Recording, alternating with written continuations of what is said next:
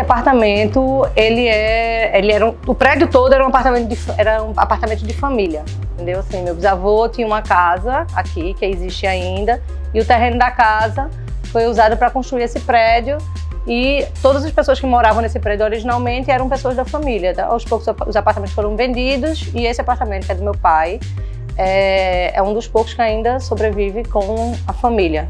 Entendeu? Então eu tenho uma relação afetiva com esse apartamento aí da vida toda, praticamente.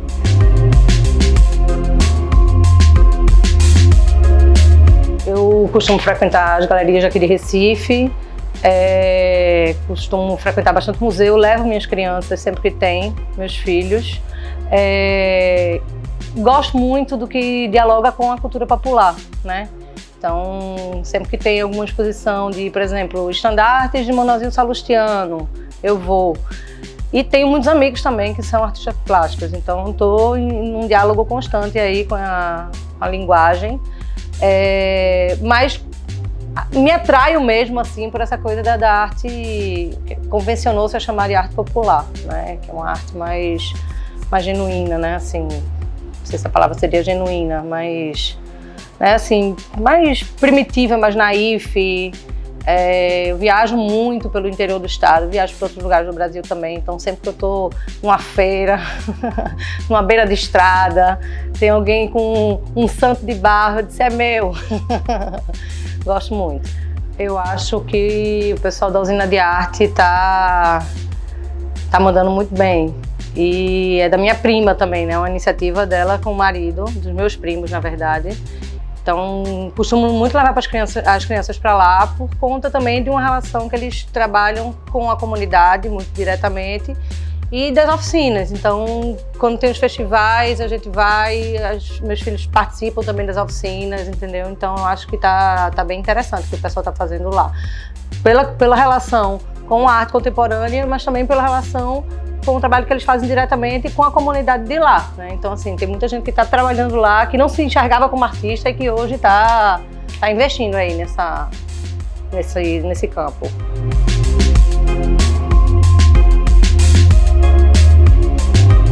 Veja, não começou como uma ideia de colecionar, não. Começou como um fascínio mesmo, né? Assim, eu gosto muito de arte, fiz história da arte, me debrucei na arte popular, né, por interesse, por sedução mesmo.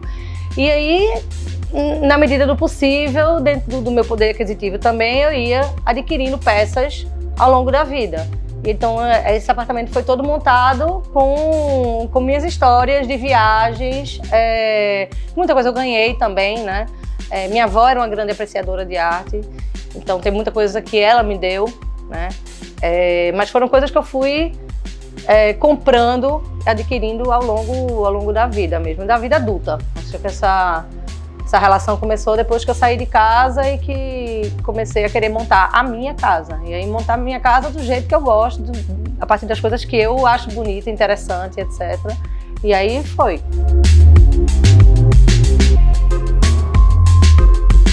Se eu disser para você que existe um planejamento disso, é mentira. Não existia planejamento. Sobretudo nesse apartamento, que ele praticamente não tem parede, né? Ele é rodeado de janelas, de janelões mesmo, o que é bom dar uma iluminada no apartamento e uma ventilada também. Mas foi uma coisa que aos poucos, por exemplo,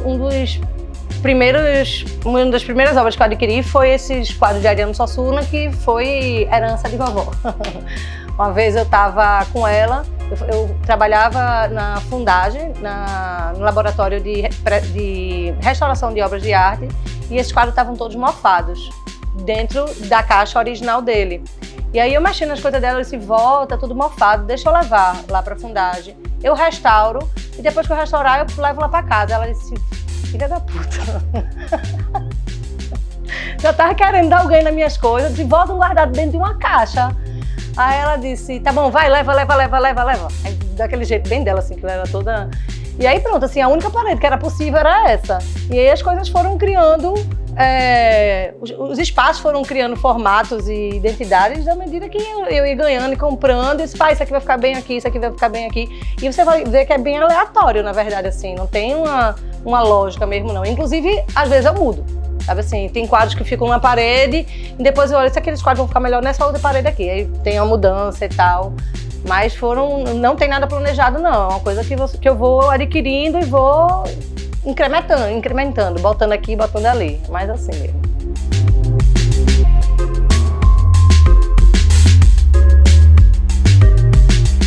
Não, e também tem essa questão da minha relação com as manifestações tradicionais daqui, o suporte físico, material que essas manifestações utilizam, né, dentro das suas brincadeiras, isso me interessa muito. Por exemplo, a gola de maracatu, por exemplo, as máscaras de cavalo marinho, né? Então essas peças que têm uma relação direta com as manifestações tradicionais daqui. Isso aí eu sou realmente alucinada, acho incrível. Todo mundo que chega aqui em casa diz, poxa, que casa bacana, pô, como tá bonito, tu gosta de arte, né? Faz essa conexão direta, porque não tem como não fazer, né? A casa é toda de quadro, de objeto, de cerâmica, de madeira, né? Tem coisas até utilitárias, às vezes, que teoricamente não eram um objeto de arte, mas tá aqui na minha parede, tá entendendo? Porque eu acho bonito, esteticamente bonito. Então, assim, nunca ouvi de ninguém falar diretamente que isso aqui parece um museu, uma galeria, alguma coisa desse tipo, mas tem essa relação. Todo mundo que entra aqui pela primeira vez fala, poxa, quanta relação com obra de arte e tal. Isso aí, sempre.